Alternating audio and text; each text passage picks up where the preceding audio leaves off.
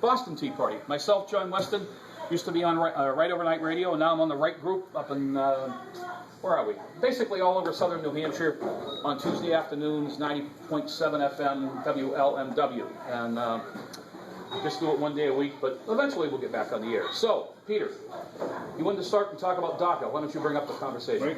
Get it going. All right, well, we'll start with DACA. I gotta make sure. And of course, we have DACA being the deferred action for minors who are here illegally. And we're seeing an awful lot of pushback from the mainstream media concerning DACA, a program that Barack Obama had said was a temporary measure. And even though it's a temporary measure, apparently the enforcement of this law has driven people wild. Stacy and I were in Harvard, and when we arrived at Harvard to have our time with the college Republicans there was a DACA protest in progress, although I don't know how many of the Harvard students there were taking in illegal immigrants into their home and so forth. So let's go with the panel here, and I want to start with the Worcester Tea Party, since you've done so much here. How is it that this law cannot be enforced? An immigration law cannot be enforced, but other laws must be enforced, or else you're un-American. For example, you might remember the controversy in Kentucky when a registrar would not register gay marriages. And when that law, when the federal ruling was not being enforced, this was a great tragedy. But now, disobeying the law is chic and wonderful. How can that be? You see, I see this as an example of a concept called dynamic truth. Law is dynamic now. There are some laws that are valid and some laws that are invalid. Now, I'll tell you that I like the coming, anarchy, where we'll all drive 120 miles an hour and nobody will register their guns, and I'll vote 72 times for president. I'll just drive around different towns and vote. This all seems like a good idea to me because, I'm fairly well prepared for this, being a knuckle-dragging Neanderthal. I think most people, though, depend upon civilization, and civilization has a certain level of compromise. And the compromise is that you give up certain independent actions to conform to the will of your neighbors and to cope with society as a whole. Yeah, that's fine, I guess, if you're not strong enough to beat everybody around you into submission. And Diane, one of the things that's come up in some of the reporting is that up to 40 to 50% of DACA applicants, as there was a story out today, may be fraudulent.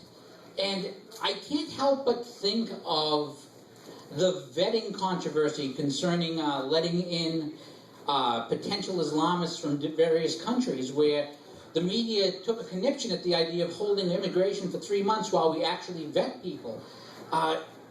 The last administration doesn't seem to want to enforce the law. What is wrong with actually vetting people to see if they actually are properly here and properly even subject to DACA? For DACA, in general, I don't know that we can vet people because people can lie. So I don't. I know it's not politically correct, but you cannot vet. You can't vet people. In terms of DACA, I also heard that about 72% of these DACA children are on welfare. And so the question I have, and especially for the politicians and the people that are supposed to protect Americans, why are they spending my tax dollars on somebody else? So I don't know if I answered exactly your question, but I think that if somebody wants to come into my house, they either ring the bell, they call me, they knock. I either invite them in, I don't invite them in, and that's the way it should be with immigration. Now, Stacy McCain, along those lines, we were noticing in Harvard, as we were walking back to the Harvard yard at one point, there was a homeless fellow who was shaking his thing, asking for quarters, and I didn't see any of the people at the DACA protest in a rush to invite him to come into the Harvard University, to set up a tent, to make himself at home. And I can't help but remember when a journalist had come home and found a squatter and had called the police. Yet this same journalist is big into DACA, big into illegal immigration. And how is it that the basic concept that a person should ask to come in be a concept that can't be accepted by our friends on the left? Well, it's what Thomas Sowell has called the vision of the anointed. Okay, in other words, liberals believe in grand ideas that they want a government that helps people, and so what we would think of as normal charity, that you give $1 to someone, that is in need, they expect to be done through government. Government's going to solve all these problems. And this is the vision of the anointed. The fact that they personally don't have to pay anything for this. Okay? The fact that it costs them nothing. All you have to do is vote Democrat, and you can vote your way into heaven. Is basically the way this works. And so we're supposed to have sympathy for these people over here, and if you don't agree with our policy, therefore you're guilty of hate. Okay? And to disagree with the modern liberal is hatred. And so that every policy discussion turns into a contest of personal morality, that they're better than you, they're more enlightened than you, they care more than you do, and that makes them your moral and intellectual superior. All right, Mike, to spin off of that a little bit, you've been talking about how if you do not go along, you are a hater. You've been covering a story, you guys at Granite Grok, about one of the chairmen of the New Hampshire Democratic Party having very harsh words for Republicans recruiting voters in New Hampshire, saying that they're trying to register white supremacists. Have we reached the point where if you are a person who opposes DACA, if you are a person who opposes the Democrats, if you are a person who tries to get people to vote Republican, are we, according to the Democrat chair in New Hampshire, white supremacists?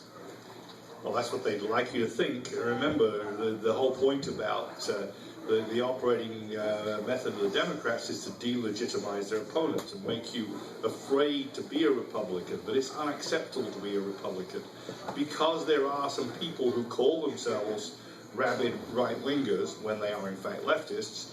Then the Democrats somehow make it possible to claim that all Republicans are in fact Nazis. We know, of course, the Nazis are leftists, the KKK are leftists, and yet the Democrats, for convenience and for stigmatization, will want to say that all of us are in fact from the Klan, from the neo-Nazis, and that we are haters. It's in fact exactly the opposite. And it is the Democrats that register voters illegally, not the Republicans. And of course, any attempt to simply make voting irregular is considered an act of hate these days, as the judge in Texas tried to rule. In fact, it's worth noting that at least one reporter, Sam Stein, did not seem to understand that DACA people could not vote already because they were not citizens. He was commenting, the solution is for these DACA kids to vote against Trump, but not realizing that they could not vote in the first place. They can't vote. And let me be clear here as an immigrant. I can't vote because I have not yet taken citizenship, but I am legally here. I am a permanent resident, and as such, I am entitled to contribute to campaigns, to work on campaigns, but I cannot vote for the candidates. And I recognize and respect that. And I don't vote even in the town elections. But if there's something I want, I get out and agitate for it. I stand at the polls with the totems. I do what I need to do. I contribute my hard-earned cash. These folks can't vote, shouldn't vote, and they don't even have legal status yet, which means they can't get involved in campaigns and should be deported for trying. And let me be clear, too, about DACA, deferred action. In other words, we're temporarily allowing you to break the law. The whole point of immigration is to bring in the people that we want. And the way we do that is by vetting them at the source. I was not allowed to set foot on US soil until I had been checked as a good person with no criminal background, that I was employable, that I had an offer of employment, that I had a return plane ticket guaranteed before I could come in. Why is it that we allow these people to cross the southern border or any other border and simply claim asylum and say that they're entitled to stay here because they're human? No, there's humans all over the planet. We're not entitled to just go and stay in their countries. Right. You know, and finally, they lie about everything, especially their age. We know that the teenage Islamic refugees invading Europe are 20, 25, 30-year-old warriors, not children. And we don't know about the ages of the Mexicans, Guatemalans, Salvadorians, and others crossing the southern border, except we can bet a lot of the boys claim to be teenagers when they are in fact not. Otherwise, they would be eligible for deportation immediately. I'll stop there.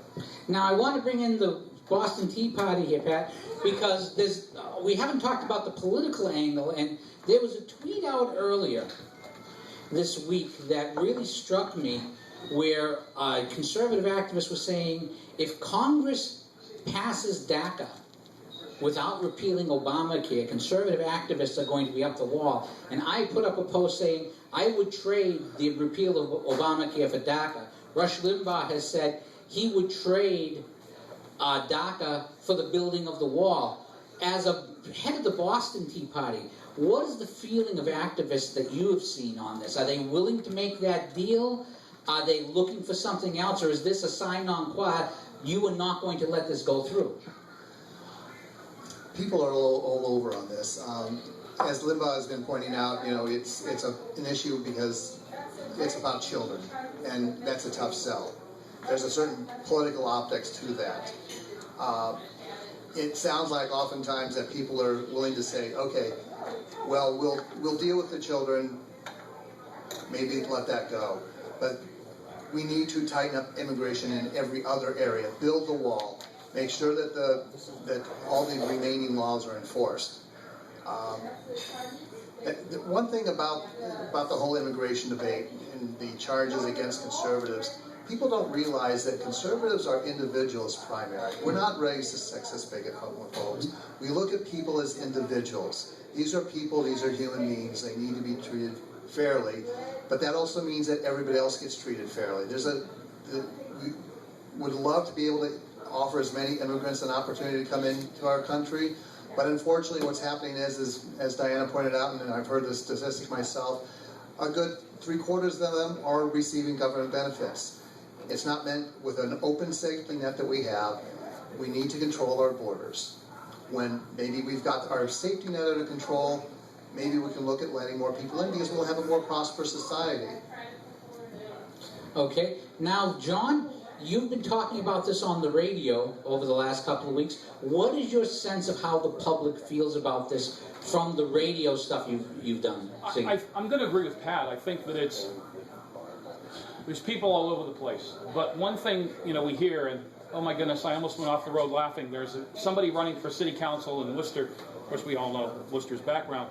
And that classic Howie Carr line, it's for the children. It's on a lawn sign in Worcester. It's funny. But let's talk about the children for a second. Under the Obama administration, for health care, children are 26 years old. Under DACA, under the Obama administration, children are up to 36 years old. Okay? Now, I guess I can have some compassion if you're an infant, if you're 2, 3, 4, 5, 6 years old, used to riding in the back of wagons or undercover and moving around because things are different in different countries.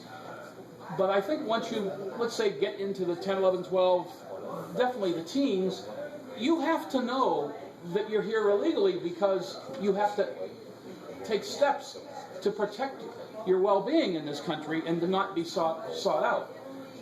And one little comment I'd just like to throw in is I'm getting so frustrated, even though I'm Catholic myself. I wish these bishops would stick to religion and not to politics. Amen. This new movement, and it comes, I believe, from the Pope down, and the bishops are out there. Oh, we have to support, we need to support these people. No, we don't. What I want to do is I want to go to church tomorrow, and I want to ask one of these bishops and say, well, excuse me, the Ten Commandments, right? Huh? Yeah, the Ten Commandments. Well, which one of those can I just break all the time, and you guys are going to say, oh, it's okay?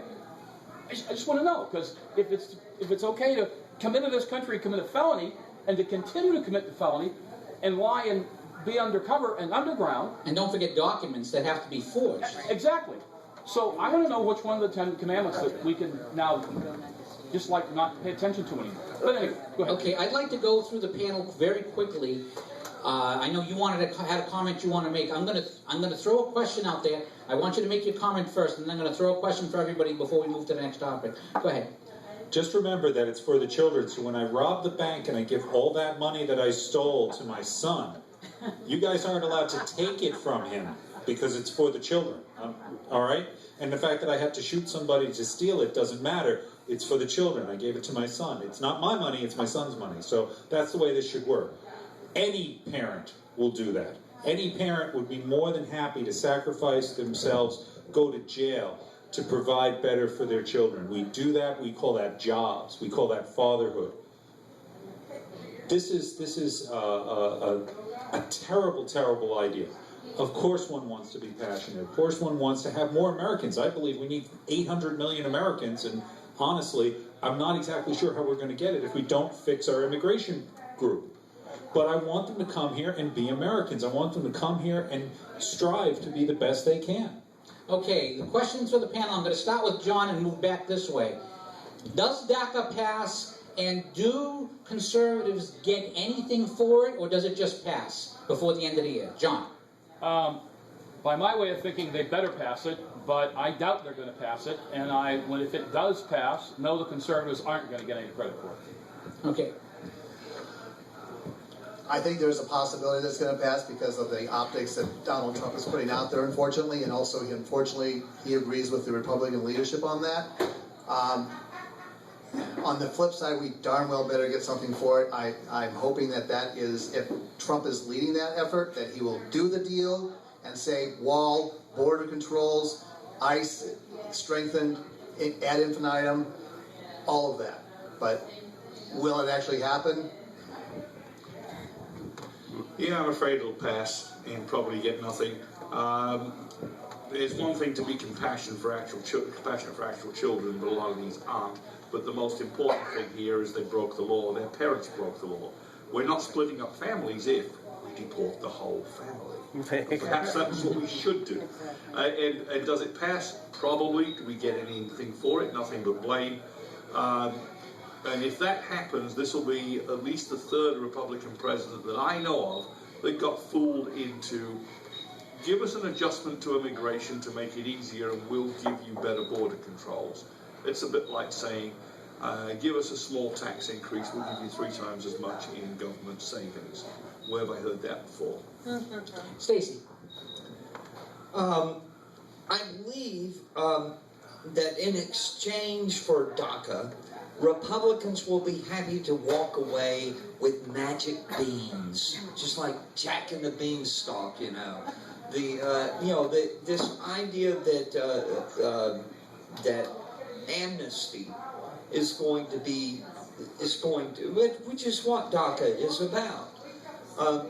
Amnesty is going to precede enforcement.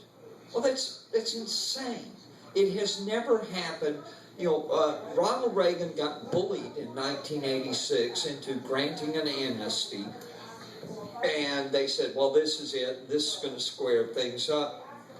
They come back under Bush, Bush the first, another amnesty.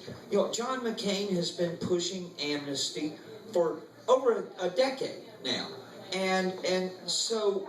The thing is that as long as you keep giving amnesty to illegals will keep coming. It's like it's having a picnic and expecting the ants not to show up. Diane. So I want to say, when are we going to start thinking about ourselves? One of my father's prescriptions last year went from $8 a month to $44 a month. That's just one prescription.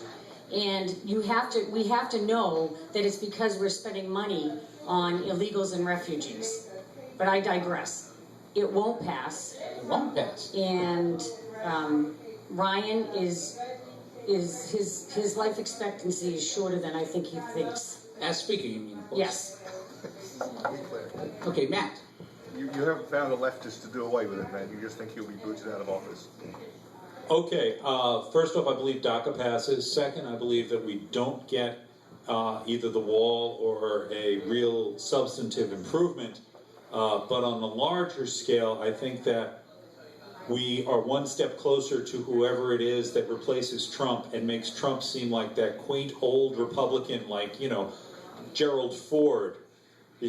When this new guy or gal comes and becomes president and is even crazier than Donald Trump, we'll have to come back to this moment and realize this is when that campaign started.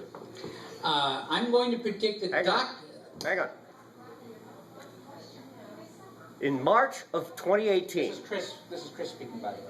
2018, March of 2018, DACA is already been set to expire. Think about this for a second. Who was the supposed and imagined proposed president supposed to be come March 2018? Hillary Clinton. In full fanfare, press conference, the DACA children standing behind her as she signs that document. This is all blown up. But what Donald Trump has done is he literally took this and he told Congress, you got 6 months. Guess what? 6 months, March 2018. It's already expiring. Make a decision.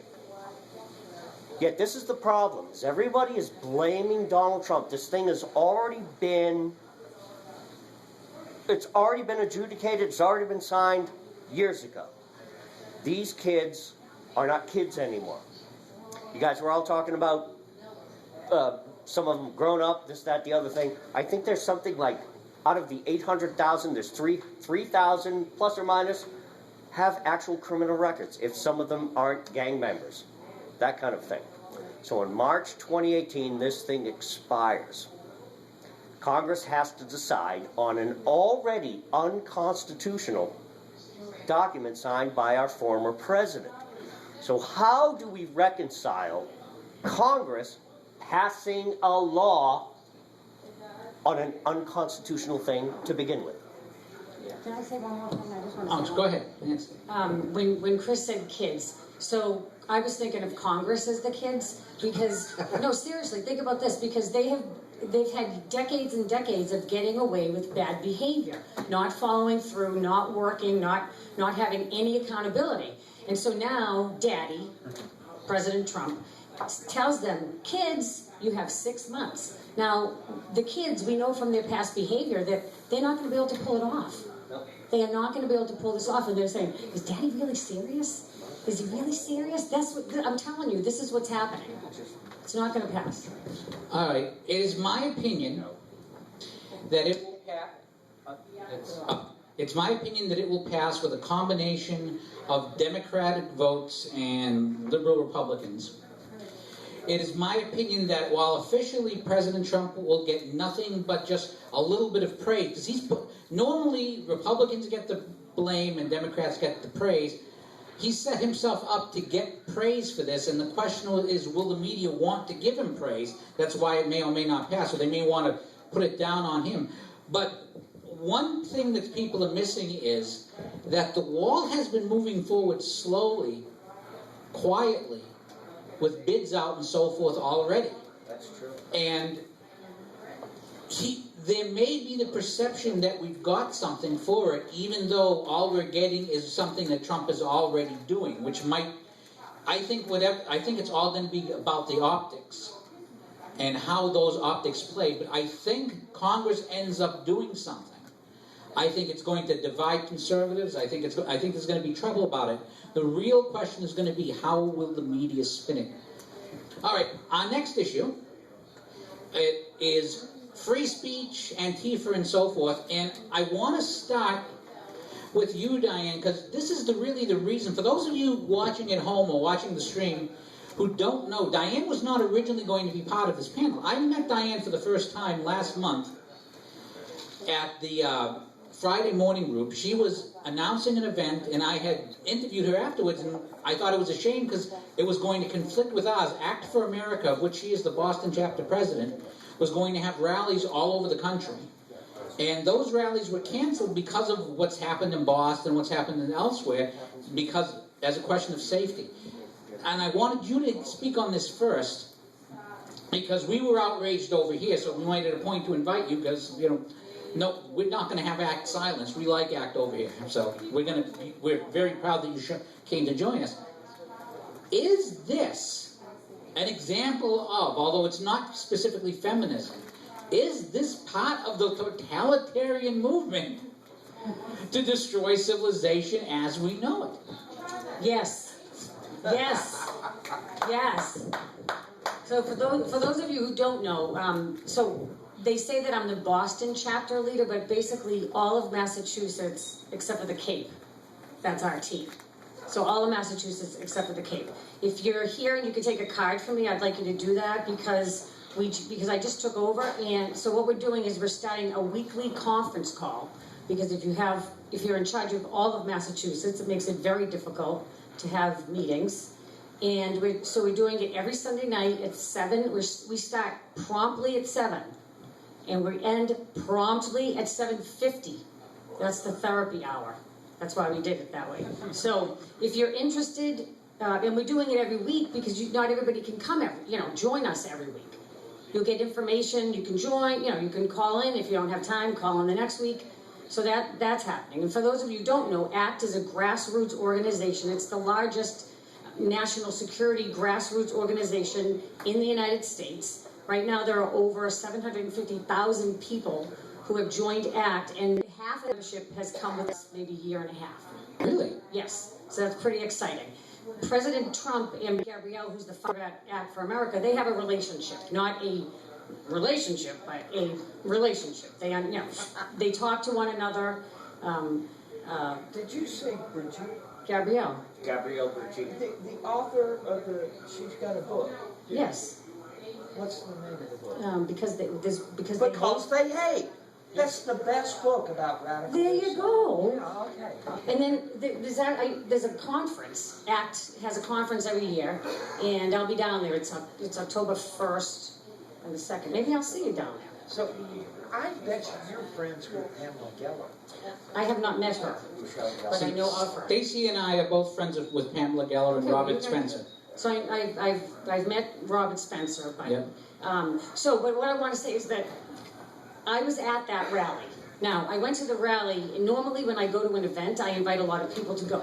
Specifically this time, I didn't want to bring anybody else because having grown up in Roxbury, you can smell what's going to happen a mile away. So I went by myself, but I met a friend of mine who was an Army Ranger down there, and I wanted to see what was happening, and I can just tell you that murderous rage was in the air, and that's not an exaggeration. These people, I wasn't up near the stage at all. In this crowd of, they said almost 40,000 people. Many people in this group they were looking to fight. They were looking to hurt people. My friend Paul made the mistake of making a comment when something was happening, and this throng of people moved in on him. I stepped away because I knew that it was going to hit the fan. He still talks about it. He said that he thought he was going to die, and that he's never been so afraid of dying in his life. That he thought that he could take a couple with him, but that he was going. Like this was the end of his life. It was so scary. I'm not done with Charlie Baker, and I'm not done with Marty Walsh, because that day, they could have said, if they were real men and real leaders, they could have said, listen, folks, we might not like what these people have to say, but I took an oath to uphold the Constitution. Right. I took an oath to support the First Amendment. Right. And they didn't do that. And so if there was a snowball's chance in hell that I would ever vote for Charlie Baker again, like, and it was a snowball's chance in hell, he's already, it's gone. Like, it's completely gone. And I'm not done with calling these people out for what they did that day on the Boston Common. This is where it all began. The mayor of Boston. Okay, I want to jump. Anyway. I want to ask Diana, because I know Ray very well, and I orchestrated a meeting for Brigitte Gabriel at Indian Meadows Country Club in Westboro a number of years back. I was at that meeting. Yes, you were. And the thing that I'm finding amazing about this story, when it came down from the Home Office, a better way of putting it, was to say that they felt it was too dangerous and there were death threats. Yet this is a woman who's had, how many fatwas? I mean, countless, who she travels with at least a team of 8 security people all the time. Her house is like, got a moat around it, and she's got like 20 security people. And I don't mean some like guy 6 feet tall, 500 pounds that, has a cap gun. I'm talking about people with body armor, assault weapons, blacked out, bulletproof Suburbans. But people like me don't have that. I understand and so that. that's and I should have said that. I'm sorry to interrupt you. What I should have told you is the email that I got said that there were credible death threats for people at the rally, which we took to be people like me, who would have been the MC of the event. Yep. And so she, as the leader, it was terrible that they had to cancel. Right. The reason I bring this up is, if you don't know who she is, you need to read up on her. She has a lot of courage. That's what you're right. And what she went through as a teenager, literally in a foxhole for what, like a year and a half? No, 7 years. It was 7 years. Age 10 to 17. Got shot a number of times, crawling for water. This woman does not scare easily. No. So for her to call up her groups and say, hey, we're worried about you, that has to be pretty serious. And that's the reason that I emphasize this so much. Yes, no, you're right. You're right. And I was afraid before the rally got canceled, to be honest with you. I was afraid, but I was still going to do it. And so when she canceled it, I was a little relieved, because I thought, something bad could have happened that day. Okay, Matt, now you're the Worcester Tea Party. Obviously, you're a Tea Party in the president of Worcester Tea Party. You're a Tea Party in one of the bluest cities in New England, let alone Massachusetts. We're pretty purple now. Now, we refer to ourselves as part of the beating red heart of the Commonwealth. Now, do you feel that same? Do you get that pressure to self-censor, and do you see the media playing along with this? For example, we were talking about this event itself. We sent out our press releases to all kinds of papers, and I mean, Stacy McCain is a nationally known reporter, award-winning reporter, and the papers weren't interested. And it was very interesting that they did not want to talk about this event. No, first off, they want to ignore us. They want to ignore us. They want to pretend that we don't exist.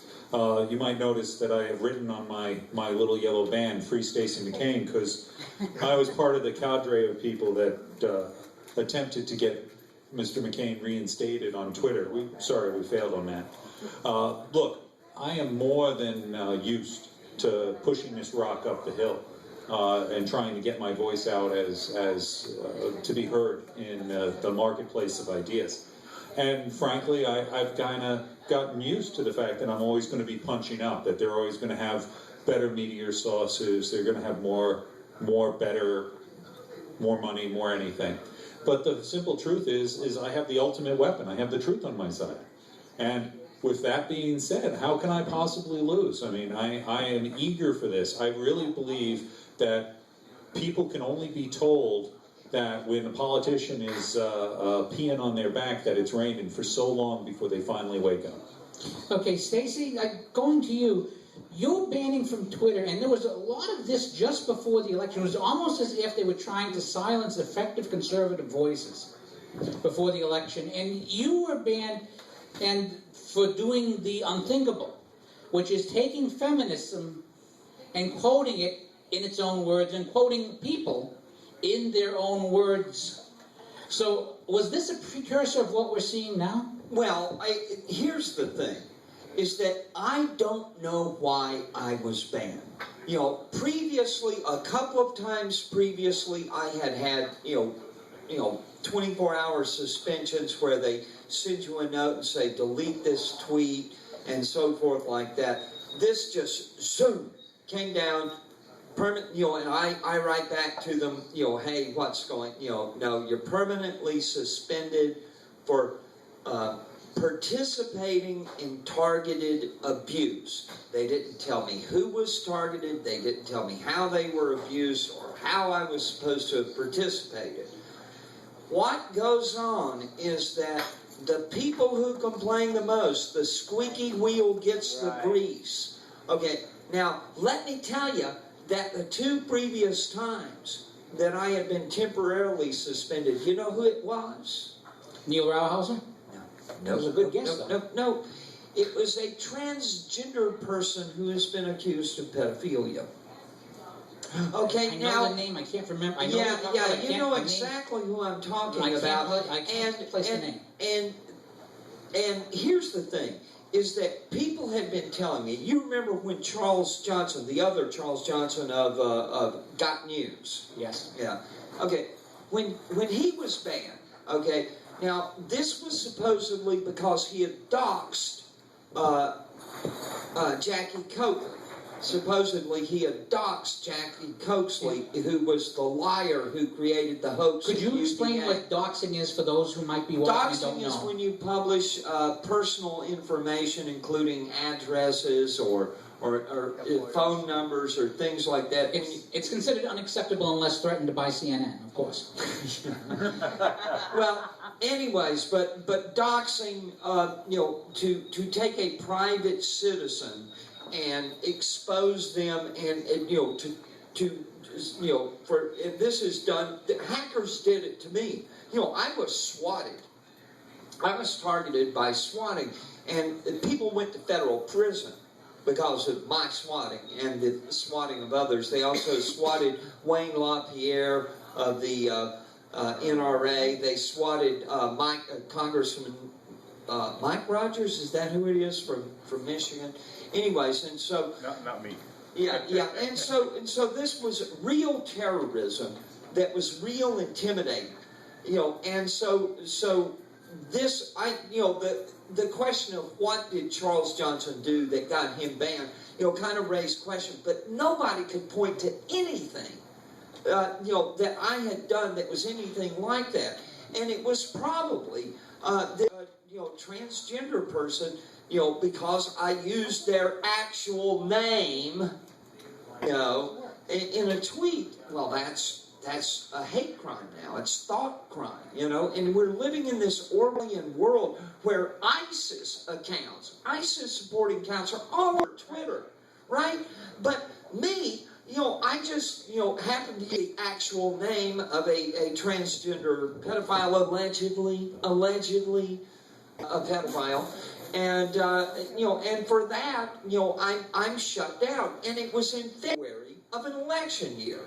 Okay, I'm a journalist. I've had this account since 2009. I've got had tens of thousands of followers. 88,000 at the time, as I recall. Yeah, and I was unceremoniously banned. And, this was written about everywhere. Well, later on, Milo Yiannopoulos, and other people, I just showed you in the slideshow there that a woman was banned for criticizing Teen Vogue promoting anal sex to young girls. I mean, it's cloud cuckoo land. We're through the looking glass, down the rabbit hole. The world is turned upside down and crazy. Yep. And the bad people can do anything they want with blue check marks behind their names. And people who try to fight back against that, people who try to give the other side of the argument are being shut down. Okay, Mike, we've seen stuff like this in Europe and in England. Yes. Against various things, against the Brexit bill, against Pam Geller, for example, and Robert Spencer, friends of mine, are not allowed in England, which I think is a disgrace, which is one of the reasons why I have no interest in going.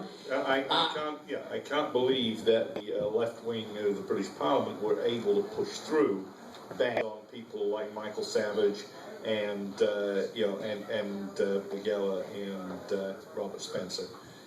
But not only that, our social media is colluding in the promotion of the left-wing governing party in Germany.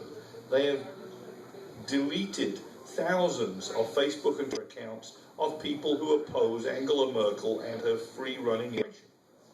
And I want to get the Boston Tea Party in here. Pat, do you expect to be the victim of this kind of thing anytime soon? Have you already been? Because you were in Boston. We saw it running into each other there. Right. I was not the victim of it. I had actually gone to the Boston Free Speech rally, which turned into the hate rally from the hateful left. I've been pushed around in the past, physically. Not looking for it to happen again, but I think in today's political climate, it actually could happen. When I saw the Boston rally, it was complete insanity, as Diane indicated. People were attacking people. And the free speech people, quote unquote, had left by like 12:45 or 1 o'clock. The 3 or 4 hours after that, they were just running and rioting. And into a Black Lives Matter rally. And I want to mention two things very quickly. I was there. There's a lot of video. There's a whole playlist of videos. But at Friday morning group, I interviewed an Indian doctor who had been on that gazebo, one of these dangerous white supremacists and so forth. But I urge you to look at the video of a man wearing a Trump banner and a man wearing an Israeli Star of David who were being mobbed, being called racist and fascists, and basically they had to hold people back from beating them because it was so early in the day there were enough regular people who, if they had seen them being beaten, would be an issue. So, does this blow up? I want to go very quickly through the panel. Does this blow up for the left? Because we've seen Nancy Pelosi, for example, condemn Antifa. Is it going to blow up for them? And if so, when? I think it has, slowly but surely. Unfortunately, it's going to have to get to the point where somebody's going to have to die, I think. It's sad, but it's going to have to reach that level. They haven't openly denounced it. The mayor of Boston, etc., they didn't. It's sad, but sooner or later it will happen. Mike, does it blow up for the left, and will there be lives that it costs first? I think it's going to cost lives first. It's blowing up for the left. People are turning against the left. But Antifa and all leftist-sponsored organizations are violent thugs. These are the fascists, the Nazis, the socialists, whatever you want to call them. And they are determined to turn society over. And it will either degenerate into war or they will eventually lose, but people will die. Stacy. Oh. Just got to take a camera break. Switch out tape, switch out cards. Okay, how long do you need? All right. Okay, for those of you looking at the other stream, we're pausing in a moment for a technical switch. Well, I'm going to restart my recording as well. All right. Okay. It's a good time to do it. We're pausing for a moment. 5-minute break. We'll pause for station identification. This is the tech guy. When you talk, stand up. Okay. Stand up. Yeah. Stand up, John. Okay. I You can't hear me? We can hear you I know just you hear me. fine. I don't know if any, by the way, I didn't get a chance to mention this on camera, but it's worth mentioning. During the rally, when the guy with the Trump banner and the guy with the Israeli flag, if you look at my video of that, I was actually incredibly frustrated at this point. And I must confess, I lost my journalistic impartiality and started shouting at the crowd around me saying, you do realize that this guy is, that you're calling a guy wearing an Israeli flag a Nazi and a fascist. Do you not understand what you're doing? And I found myself literally shouting at the crowd around me. You got to understand, these people don't really understand. They actually like everything that's good for you. The vegetarianism, the no smoking. I must admit, I found myself very angry, and it was my great regret that I did not have either a Trump banner or an Israeli flag to wear, because if I had one at the moment, I would have put it on. I was just furious. I've got to say, I've been noticing more and more of these two flag pins. I need to get one. I was going to wear both. I got this one Thursday night. I asked somebody, I said, I'd like to get one of those. So that's why I chose to wear this one. I was at Friday morning group in there, so We're not done, folks. United Yeah, Jewish Christians and Jews United. Make sure. So I got this from Yeah, it's A live. nice man. I said, Okay, are we live again? Oh. Nope, not yet. Okay, Not yet. he's live. We're waiting for you. I'm going to restart this when Stacy comes back, then I'll sit down. Okay. This is just running, so that's live on Ustream. So we should have like some secret back talk So while- and plan or something. So for those watching on Ustream, again, we're hoping that this will be the first of several events, maybe quarterly, maybe twice a year, depending on Quarterly. how things go. But we'd like quarterly. Quarterly is what we're shooting for, but this is the first of hopefully many events at Free probably education events. Probably at this location, because everyone liked the food. The food was good. The food was good. Excellent. The Drinks were crowd, the people liked the drinks. the company's so-so. Yeah. Well, you did have to. I'll wear a tie next time. No, I like I just have to remember not to sit next to the lights when I'm wearing a fedora and a scarf, because I was losing weight as we Are sat you there. burning up? No, I've gotten so used to it now that this has become my trademark. This is what I was wearing when I questioned Donald Trump at 2 different press conferences. Yes, but that was in January in New Hampshire. Well, the other one was in Worcester in September, as I recall. Was The it point September? is, it's a trademark. It's a trademark. I'm not allowed not to wear it. Despite the man I've with the- actually given up Doctor Who to some degree because they decided to go social justice warrior for the sake of social justice warrior. Yeah, I have not, since they did that, I have not watched an episode or even listened to an audio, and I've not bought anything new. Do we need to plug that back in? Are you ready? I'm ready. No, we don't. I'm No, ready. no. I That am was so for the ready. computer. Ready? 4, 3. 2. One.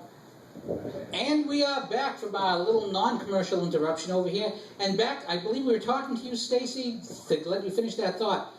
Does this end, and does it end in violence? What does this backfire on the left? And Well, this is talking about Antifa and all of this fascism that's going on. I think that Mike has made the point that the optics of it have already cost. The Democrats have started to realize the liability of having these masked mobs, attacking people at free speech rallies.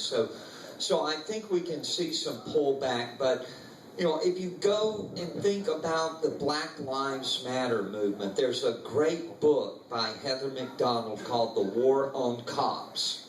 Okay, and people are going to be killed as a result of this increasing divisiveness. It's the hate coming out of the left right now. And I showed some of the images of the crazy women that were out there on the mall for the March on Washington.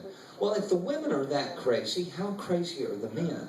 And I think that these, the crazy people do crazy things. And what happened at Charlottesville, it may not have been predictable, but sooner or later, there's going to be violence. And Diana, how does this end? And let's not forget that there already was violence from a Bernie bro trying to shoot down Republican congressmen. And for some reason, you never hear the name of the person. You never hear Alexandria mentioned whenever our friends on the left bring this up and say, "Oh, there's been a life loss." I said, nobody seems to remember Mr. Hodgkins. In fact,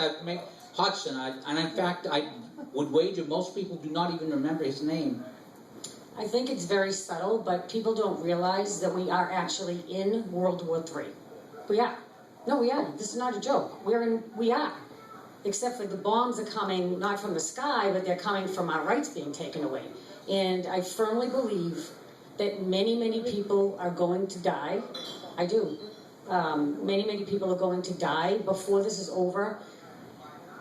People will start to wake up once that happens, and who knows, maybe in 50 or 100 years we'll go back and have something like the traditional family and some stable social structures, and maybe religion will be okay. But yeah, that's how I see it. Okay, John, I believe I skipped over you before, so let's go back to you before we get to... I'll leave it. Well, pass that microphone. I just, what I want to comment on is basically Charlottesville. The thing that I find, and what Stacy brought up about how there are people, male and female, living on the edge, and we do not know what leaf falls off what tree that triggers that branch to break that tree to split. And that is not a disease that is only to the progressives and the left. It's also, there's a lot of conservatives that are living on the edge, okay? I can think of a few.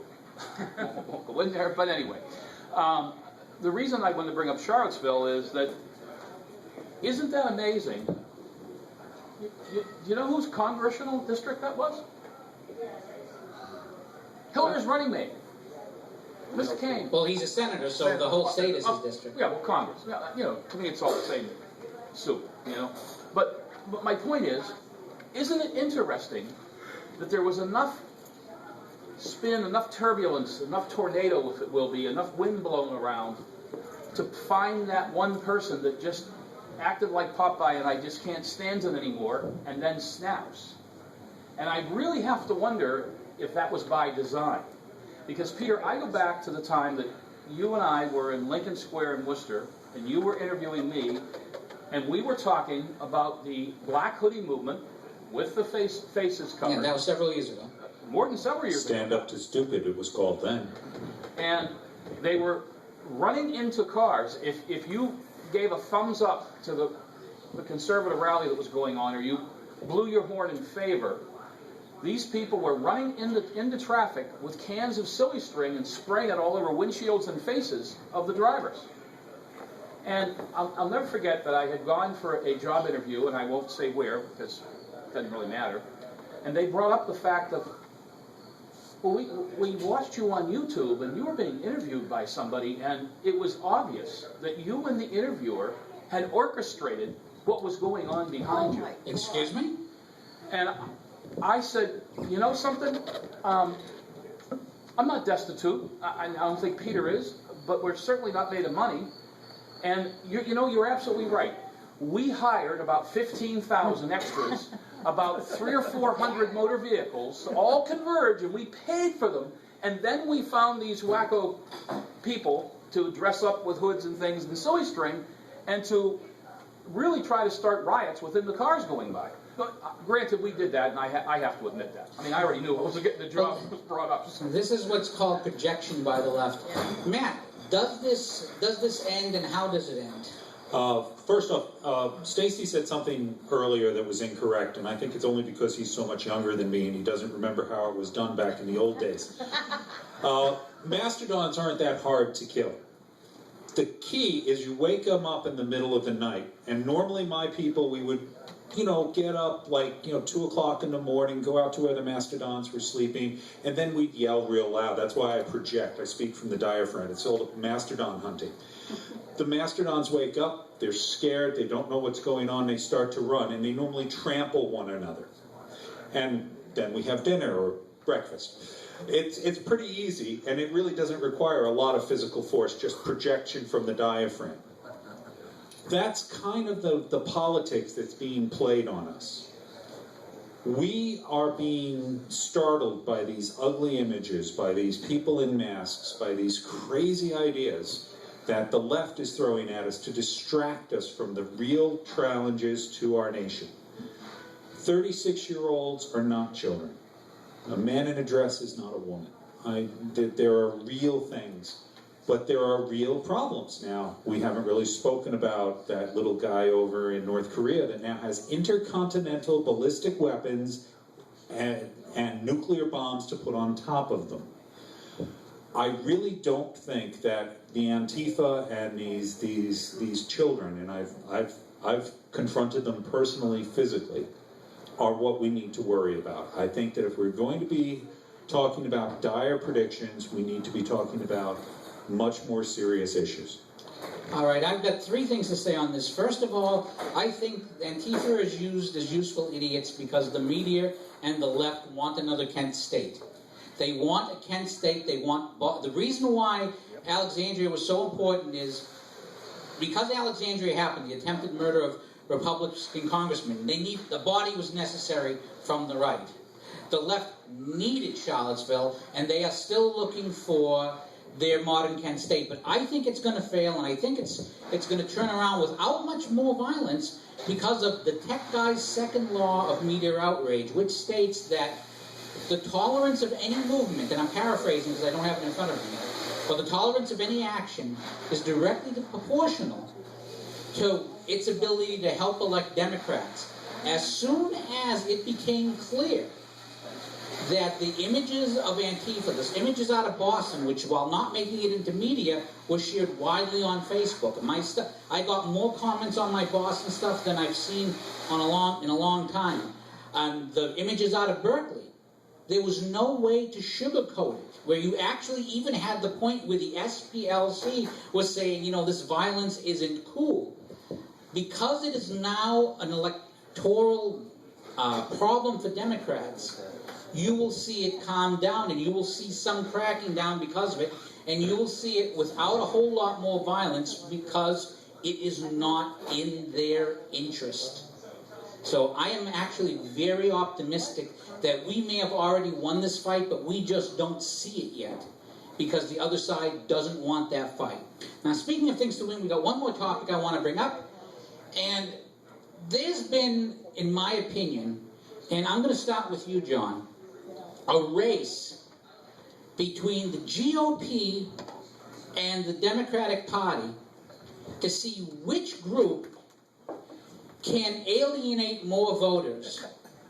The Democrats have been rushing to either alienate parts of their base or alienate the general public. The GOP has been rushing to alienate their base. And of course the media is trying to have them alienate others, but the media, that's always been the same. Given what we've seen from the Democrats and given what we've seen from the Republicans, are they both trying to lose, and which one will lose worse in 2018 as they race to alienate voters? I don't think they really care about the voters, and I don't even think that they realize that they're alienating voters. I think the reason that the Republicans are doing what they're doing right now, example, right here in this state and in the federal government, is because in the federal government, they were in second place for a long time. Now they're in first place, but they're scared. Well, we really don't know what to do with first place because the other guys have had it for so long, and they really do run the government, and they still control it.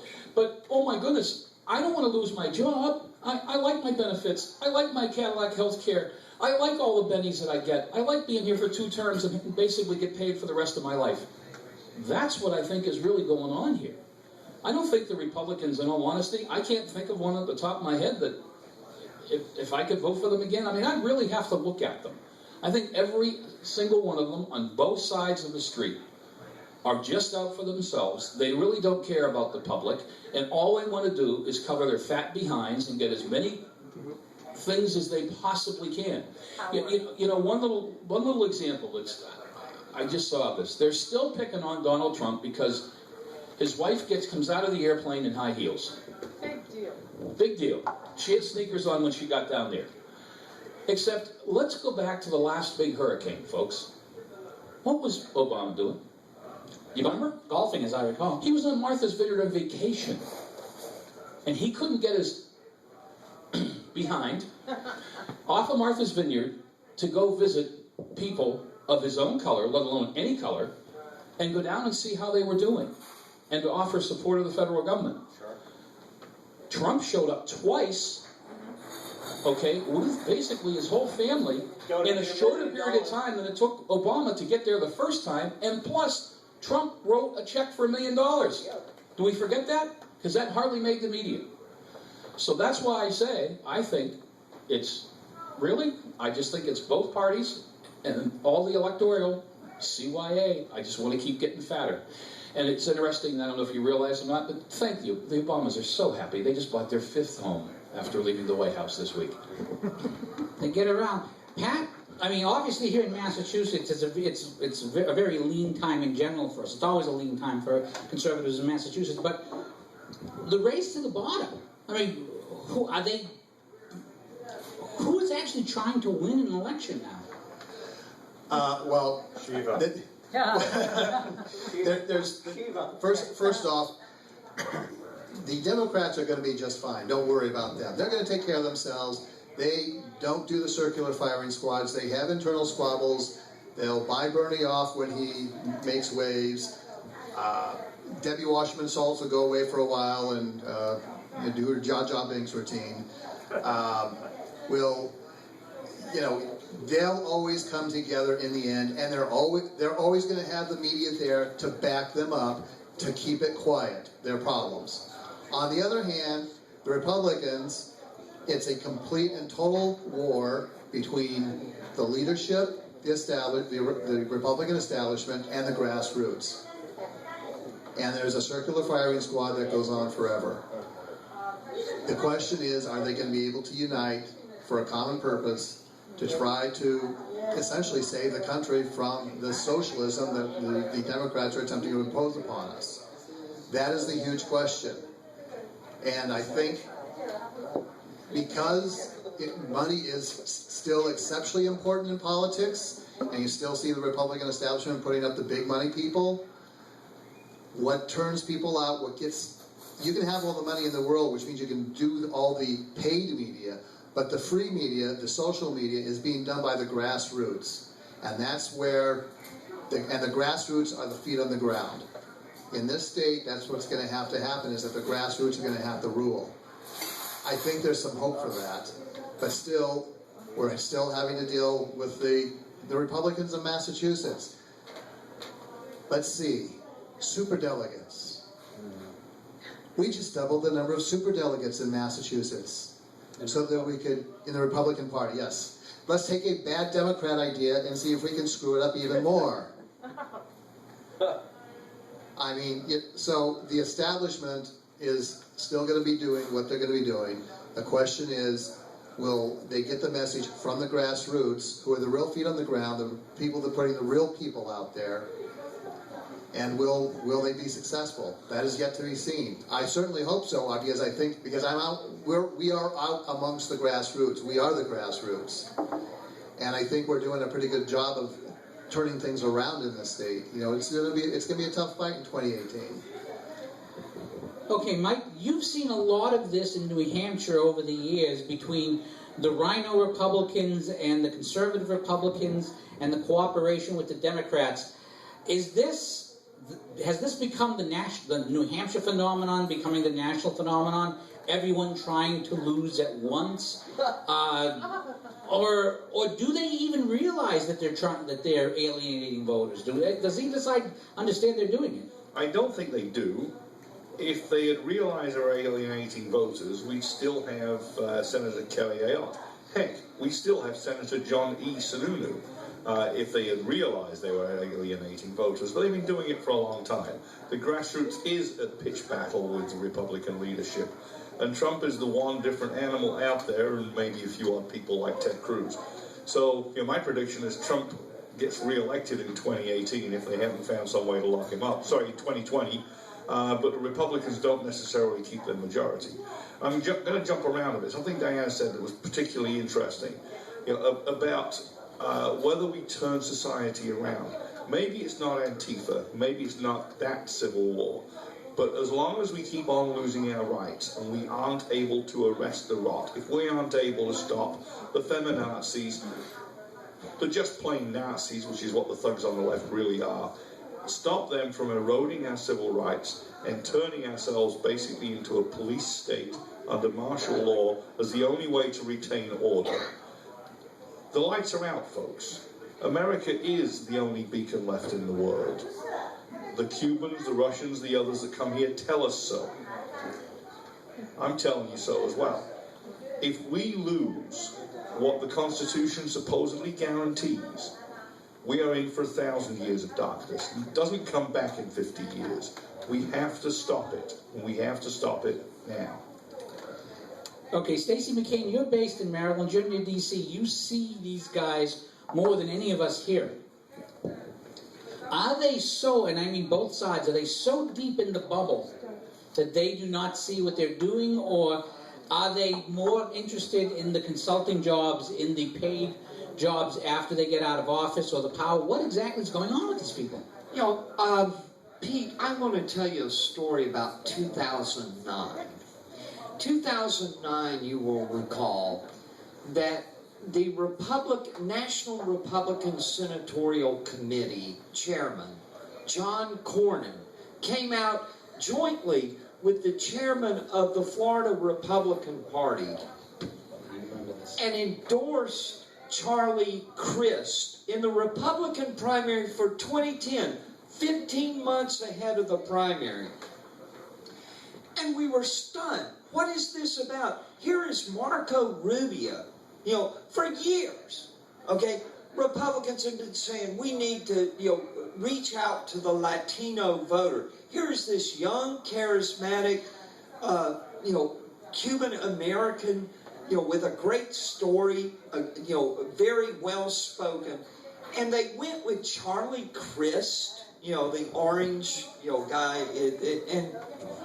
and it was like, I remember going to a cocktail reception that after that had come out. I was enraged, and I ran into a Republican consultant I know, and I was like, what the hell are they thinking? This is just enraged the grassroots. And he said, Stacy, they want their chairmanships back. That's simple. To be the chairman of the committee, okay, you get all that staff, you've got all that. It is so much more better to be the chairmanship than the ranking member. John McCain, Lindsey Graham, Mitch McConnell. Oh, Mitch McConnell, Senate Majority Leader. What has he done? Nothing. He did nothing when Obama was in the White House. He's done nothing since Trump's been elected. If you want nothing, vote Republican. I guess that's their campaign for 2018. And it is furious because you talked about how the Democrats, they're with their voters. Their voters may be crazy. Their voters may be criminal. But they go with their voters. They are where their voters are. Republicans have made it pretty doggone clear where we stand on immigration. But, John McCain, well, we can't vote for that. We can't vote for this. We can't do this. We can't do that. Yeah, there may be violence. I think some Republican, some Republican may just finally lose it and attack the Republicans, because there are worse enemies. Republican senators are the worst enemies of conservatives in America. Excuse me if I got a little excited. Well, I want to say 4 words in rebuttal, and it's only a tiny rebuttal. Merrick Garland and Neil Gorsuch. I got to give McConnell that. If McConnell does not stop Merrick Garland, then the history has changed. I will give McConnell that before anything else. We owe him that one. Anna, now you were involved in the Trump campaign here in Massachusetts. We've talked about both sides trying to lose. Now, are both sides trying to lose? And is Trump trying to thread the needle here somehow? I think both sides have forgotten the goal. And I don't want to call everybody out here on the table, but I say that I am my country before my party. And I think we need to change the narrative, because the only way that we're going to bring unity is if that's what we talk about, our country. Otherwise, we're doing the same thing. We're practicing identity politics. So I think that's what President Trump is doing, right? He's focusing on America. So we need to change the narrative. I feel more hopeful. See, you all have so much more experience than I have. I'm a newbie. I'm not even in this game 2 years, right? And before that, I never really paid that much attention. So in some ways, I have a blank slate, right? So I don't have any baggage to kind of attach it to. I think that, given that Trump has an R at the end of his name, even though we know he's not a conservative Republican, and I'm fine with that, I think that Republicans will end up getting elected if President Trump puts money in people's pockets, keeps people safe. So I do think that. I think we're going to see a lot of exciting things. I think this whole, DACA deal, giving them 6 months, all the stuff that he's doing, people are not, they're looking at it with feelings, how they feel about it. They're not looking at it with strategically. President Trump is the Bill Belichick of the Patriots. Like the two of them, they're the same. Oh, after They're the McCain same. the other night, that's not too good. No, I know, but that's not what I'm saying. For Listen, those of you who don't follow football, the Patriots were spanked Yes. royally this Thursday. you can lose a battle. You can lose a battle. It's the war that's important. And every So- time they've won the first game in the last 10 years, they've come back and won the Super Bowl. So I'm not worried about that, but I do think that Just we're saying. going to see a lot of changes in the years to come. We are, and I'm confident that President Trump is the right person for the job. Okay, Matt. Now, are they all? Let's see. So President Trump gets some applause here. Now, are they racing to the bottom to see who can alienate voters the most, Republicans or Democrats? And do they see that they're doing it? No, and yes, and maybe, and kind of in the middle here. I'm glad to see you make such a solid commitment on this one. Let's start with the fact that Representative Nikki Tsongas has decided that she's going to leave. Now, I seem to recall reading in some really erudite and prescient blog I can't imagine where. that her retiring so suddenly from a rather cushy job that she was secure in returning to, why would she do this? Why would she not want to run again? And the reality is that it's really a lot less fun being in Washington, being part of the minority party, even if you have a secure seat, like a seat from a Democrat here in Massachusetts. This is a reality that Nikki Tsongas, who nobody, not that she's diminished, but that she's just not the sharpest political scientist that we will ever come across. She's a nice enough woman, and honestly, she tries to do a pretty decent job. But she is a person of the left and believes that more government is a solution to every single problem ever, including, not eating enough green vegetables and wearing raincoats.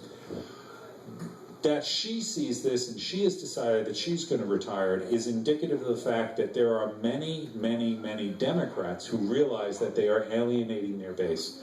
I believe that it is incorrect that the circular firing squad that has always been the hallmark of the grand old party is now migrating over to the Democrat Party. I firmly believe that the Bernie bros have been activated and that we will have a serious schism in the Democrat Party between the loony leftists and the marginal leftists, because there are no longer any blue dog Democrats. Anybody who's conservative, traditional, has left and become a Republican, like, Charlie Baker. Now what we will see is these two nihilistic organizations that are married through convenience realize that they're fighting over a smaller plate of scraps, as they've been forced to ever since the rise of the Tea Party movement, and we'll take all the credit that we deserve for that. That they will, honestly, that there will be a snake eating its own head, and this is going to be something that is going to be cycling through our politics for a long time. Now, the Republican phase, the Republicans have always been able to say one thing and deliver the other. Say one thing and deliver the other. But of course, Patrick made one mistake. He said free media. There's no such thing as free media. There is paid media and earned media. Donald Trump showed us how to earn media. You become the story. You create a stir. You create excitement. Because, of course, nobody could turn it down. Not even the mainstream media could not cover Donald Trump, which is why I plan to learn from that and try to do that in my own style. I can't imitate him, but I can learn from his technique. What we need to do is remember that we can create earned media. That's what this event is trying to be an example of. We are putting forward ideas that perhaps many people have not heard. We are bringing people in from across the country. We are having an open debate. This is what America is supposed to be about. I don't think we all agree about everything. I've noticed many of you guys are not drinking Mai Tais like I am. And this is a good thing. This is the way it should be. We should be independent individuals. This is where I draw great hope from. I draw great hope from the fact that I believe and have confidence in the core of the American people. I know people from all over the world who have come here to become painters. That's my profession. I sell paint to painters. And whether you speak French from Canada, you speak you speak you speak Portuguese from Brazil, you speak Farsi from Iran. You guys all come here, you try to raise your family, you try to do a good job, you try to be a good member of the community, and you want to be an American. You want to do that little extra to be an American, to be part of something that is greater than all of us, and we can only be together. And I firmly believe that this will win out. And while, you know, it's a little unpleasant at the moment, we got to muck out the stables, that eventually we will get the government that we so truly deserve. Okay, I want to brief. Oh. Sorry, I have to say one thing. I have to say this because this has not come up, and I'm shocked by this. We have another fight, right? We have the Islamists. Nobody talks about it. I mean, they're infiltrated in our political system. They're infiltrated in our schools, right? They're infiltrated in our government. They're everywhere. They are everywhere. And they have aligned themselves with the left. There is a video, you can Google it. I think it's from 2015. It was from, I don't know if it was at a mosque or something in Chicago. Now, for those of you who don't know, Hamas, their headquarters in the United States, is Chicago. Imagine that. So there's no big stretch of the imagination that Rahm Emanuel is so invested in keeping, his city a sanctuary. But we don't talk about this. People are afraid to talk about this. But this is going on. It's everywhere. It's everywhere. And so we really have to keep talking about that. And you can't help to say, Sharia law, freedom of speech. You want to get rid of that, right? Talking about dressing, whether it's the Muslim mayor of London, who when he first got elected, right, he passed a ban on advertising. Did you know that? Yeah. He passed some ban on advertising. So all of these things are happening, but nobody talks about it. So we really have to put that piece of the puzzle because they are connected. Well, there's one interesting point about Islam, and this is something I've said on the radio. John's heard me say on the radio. Pat's heard me say it before the Friday morning group, but I'm going to say it again here on that topic. In 20 years, the Democrat Party will abandon the gay lobby and will abandon the feminists. And they will abandon them for the Islamists. And the reason why they will do this is because of the ghastly Tom Hagen math. And this Tom Hagen math is what I think is our advantage at this point. And when I say Tom Hagen math, I'm presuming everyone watching this has seen The Godfather. And there's a point where Hagen is talking to Don Corleone and saying, right now we have the gamblings and the unions, and these are the best things to have. But if we don't get into on the ground floor of the drugs, they'll be able to beat us, not now, but 10 years from now. And when it comes down to it, thanks to the feminist ideology that Robert Stacy McCain so eloquently talked about today, Stacy McCain alone has more children than the authors of all of these books that are stacked here. Think about this. Stacy McCain has produced more voters in 20 years than his grandchildren. He is exponentially alone. And I only have 2 children, and I have more than most of the I think the my women wife there. deserves some. Yeah, your wife deserves a lot of the credit, though. Maybe just a little. When you look at it, when you have the abortion culture, when you have the contraceptive culture, when you have the we're not going to get married culture, when you have the we're not going to have children culture, which Stacey has made famous from his crazy cat lady starter kit images, you do not have voters. But Islam is having children. And the Democrats are doing the math. And that is why the terror attack on a gay bar became not a terror attack, because they did not want to upset Islam. And that's why even in Australia, where they're having a vote on gay marriage, Australian Muslims are silent. And they asked about the imams there. And the imam said, we don't want to upset our allies on the left. And I am predicting that in 20 years, the left is going to be embracing Islam, and because before that, 20 years is too long. I mean, you have to. It's going to be before that. It's going to be before that. Well, I'm saying 20 years because the children have to be old. Once the children are old enough to vote, they're going to need those votes. Right, but I mean, the poop is going to hit the fan before that. That's my opinion, and the opinion of a lot of other people. You have 80% of the mosques in America are militarized. They are. They're funded by Saudi Arabia, 80%. Now, if you go and look at the numbers of mosques in America, they're going to tell you it's 3,000. If you talk to David Gobbets, he's going to tell you it's probably about 10,000. Because for every one mosque there is out there, there are 2 to 3 that aren't registered, that are just small little entities. So this is, and so, you know, we saw President Trump go to Saudi Arabia, and he did lay down the hammer, but the thing is, he knows, because he's friends with Brigitte Ariel, he knows that they are already all over our country. They have been here since the 50s. They've been at this, they have a plan. So I really think that we underestimate what's going to happen with the Islamists. We really do.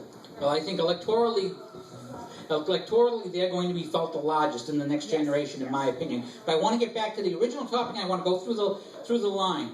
2018. Who controls the House and Senate? I ask you, John Weston, who, before you answered the question, you had a comment you wanted to make. So make your comment, and then if you can answer that question.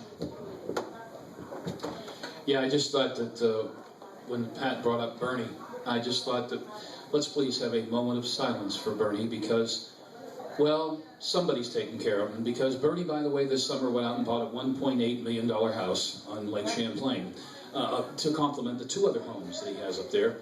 And oh, by the way, Nikki, who we were kind of saying, you know, she's leaving, she's now going to leave with 2 pensions. Think about that. She gets her husband's, and she's going to get hers. So why should she stay and fight at this point? I think Matt's really onto something there. Because she comes out of it with more money, more power, and free this and free that forever at this point in time. As far as who's going to win, you know, honestly, I don't know. I go back and forth on this all the time. I certainly think the Democrats are going to do everything that they can to regain their power. I don't think the Republicans, at this point in time, show me anything that can stop them. I do think that Trump will get reelected.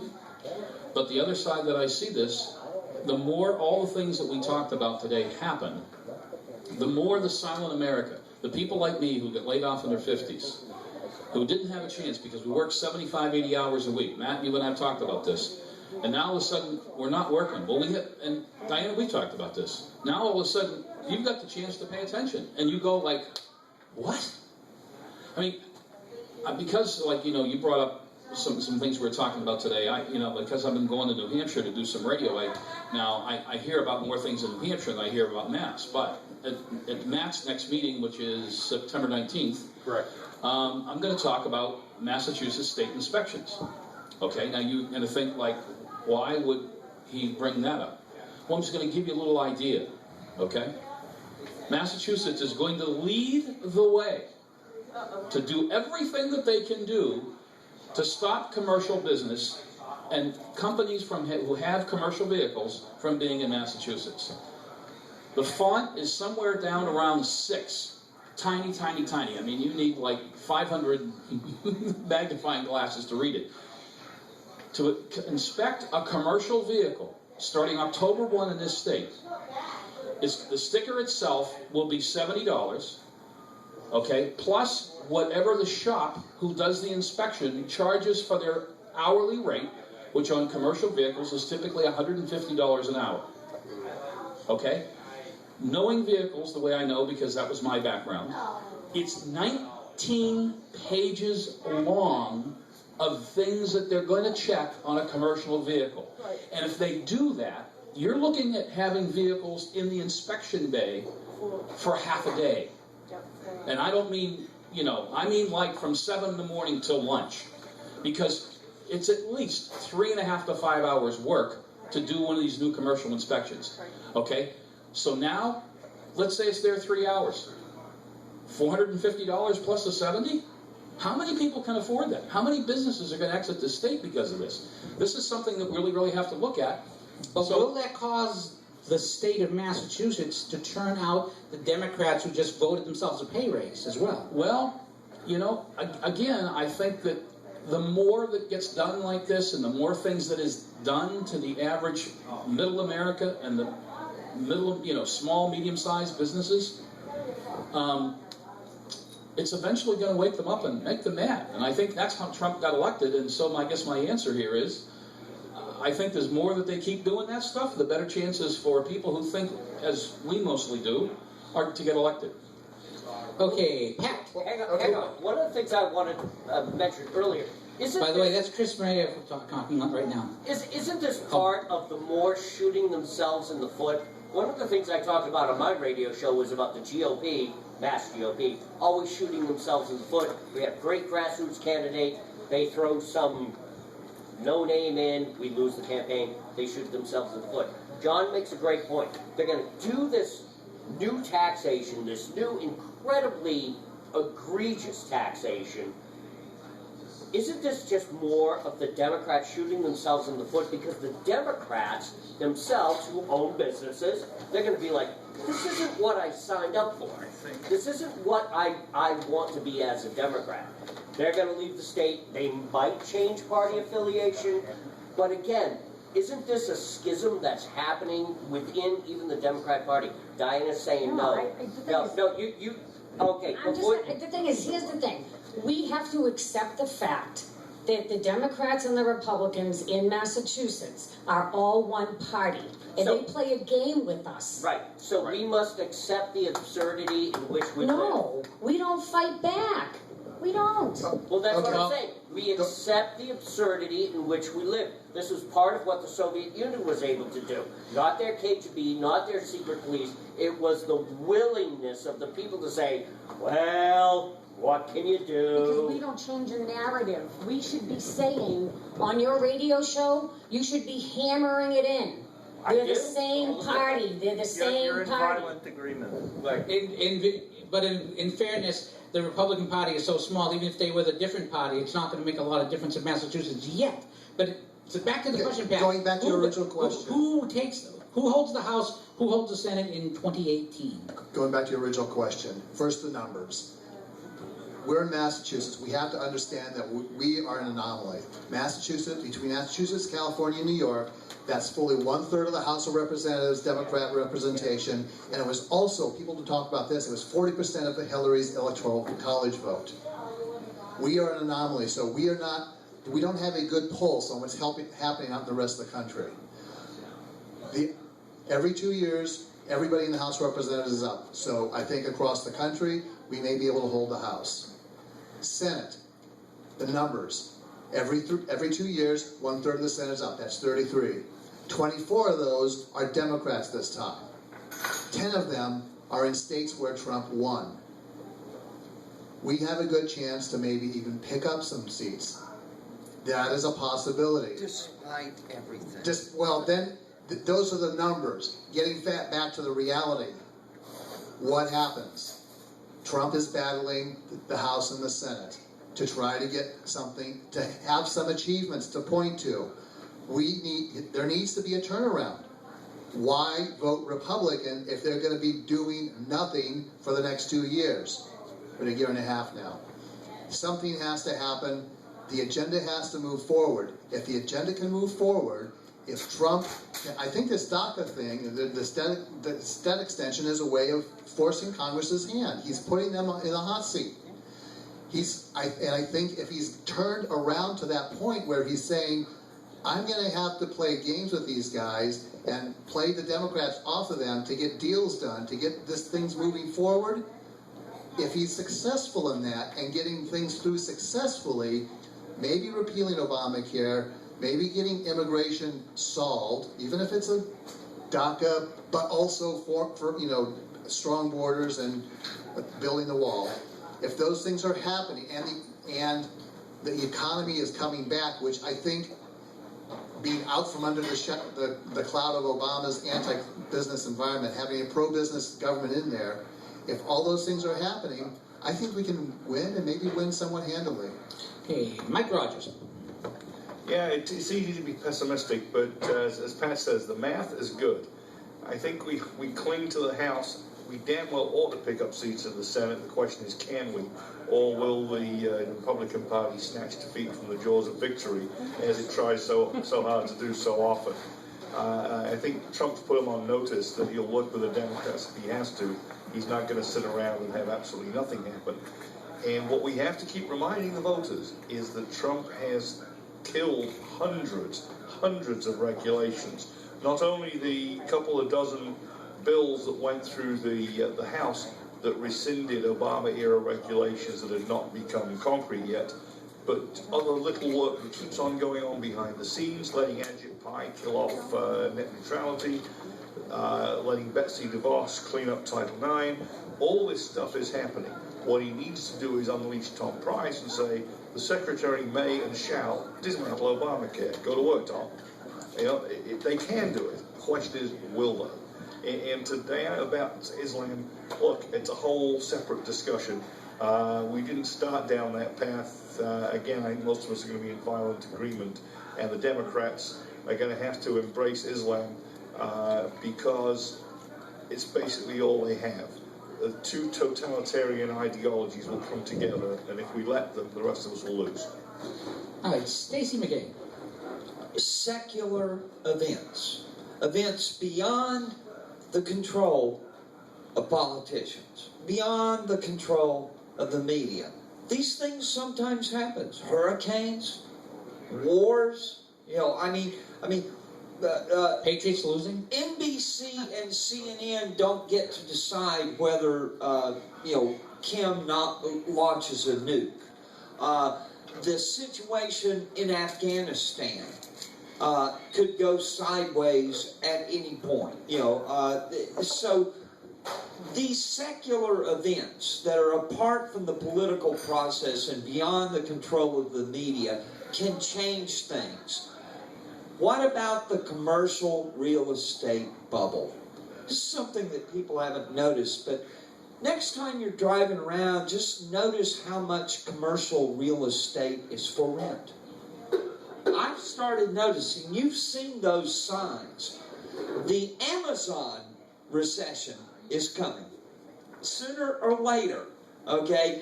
Because more and more stuff is being sold online. There is less and less need for so much commercial real estate, commercial retail space, malls and stuff like that. We're seeing cities going bankrupt, okay, losing the tax base. I think we could see a recession between now and the next election.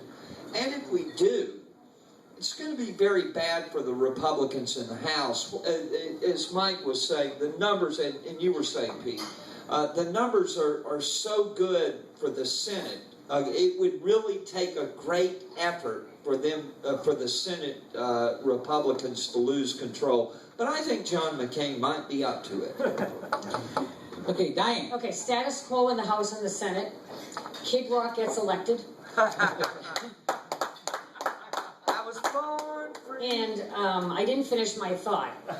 Go to YouTube. There is a video. I think it's December 2015.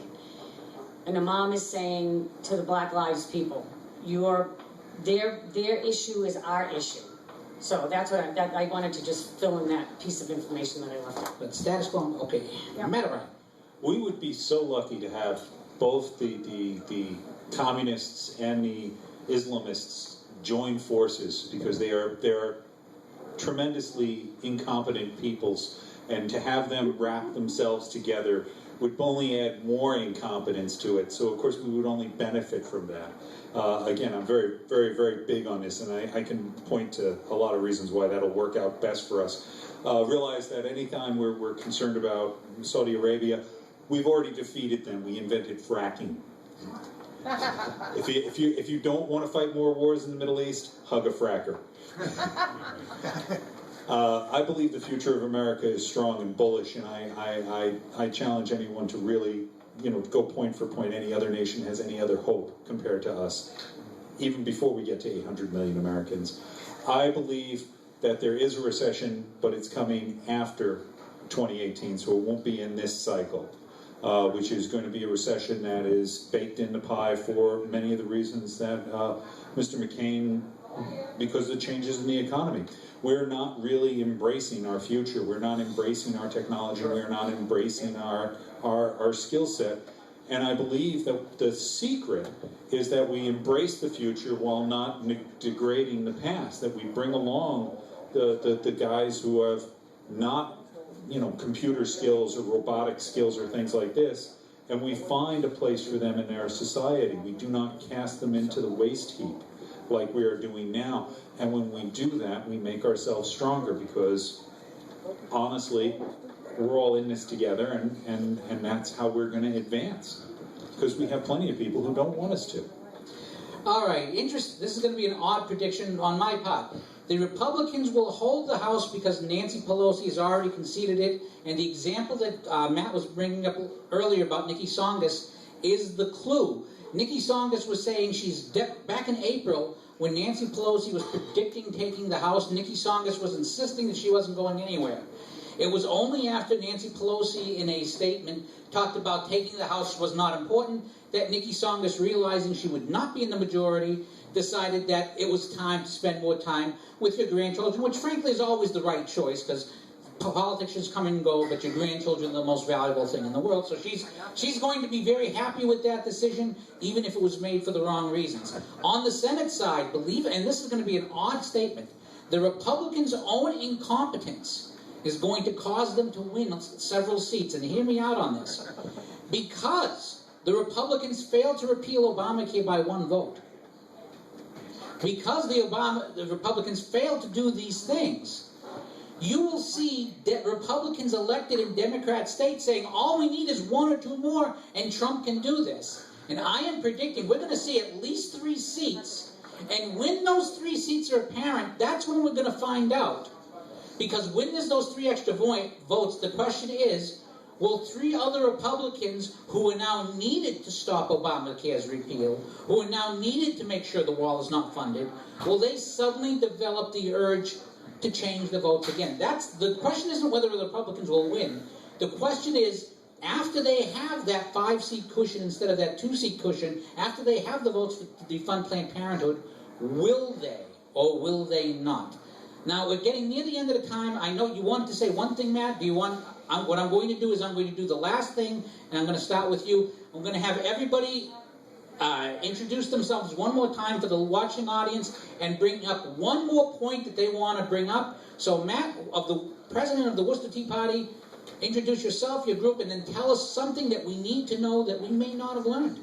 My name is Matt O'Brien. I am president of the Worcester Tea Party. You can contact me, Matt at WorcesterTeaParty.com. That's Matt. Massively awesome, terribly tall. You should be able to remember that. We are going to be pursuing stopping the 80% tax increase that they are foisting on people here in the Commonwealth. This is an exciting project. I think it's something that is a challenge, that is something that is worthy of your time and effort. And if you want to join us, again, Matt at WorcesterTeaParty.com. Matt at WorcesterTeaParty.com. Diana Floss, introductions and something we should know about that we don't. Okay, Diana Ploss, Diana with 2 N's, Ploss, P-L-O-S-S. I'm with Acts for America and other projects. So if you go to my Facebook page, you can see a lot of what's happening. So it's just Diana Ploss at Facebook. So what you don't know, I heard a rumor that I think it's Beth Lindstrom, who's supposedly running for Senate. Yes. I heard that there was talk that she was going to run in Nikki Songus' seat. That is news. Now, I'm going to skip Stacy McCain because I want him to go last because he was the guest of honor. Okay? Mike Rogers. And everybody knows Stacy anyway. Mike Rogers with Granite Grok, 32-year import, Reagan and Thatcher conservative, and simply put, he who governs least governs best. And we keep fighting to stick with the Constitution and shrink the government. It's tough. Okay, Mike, is anything we should know about that we don't know about that Granite Grok's reporting on? Granite Grok covers pretty much everything political and local in New Hampshire. We have more than a dozen writers, some more active than others. We have the state, possibly the nation's premier voter fraud activist, Ed Nail. And there's some new news on that, too, this week.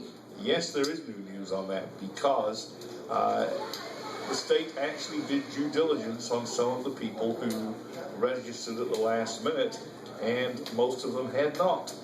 in spite of declaring intent to take up domicile, registered their vehicles or got driver's licenses in New Hampshire.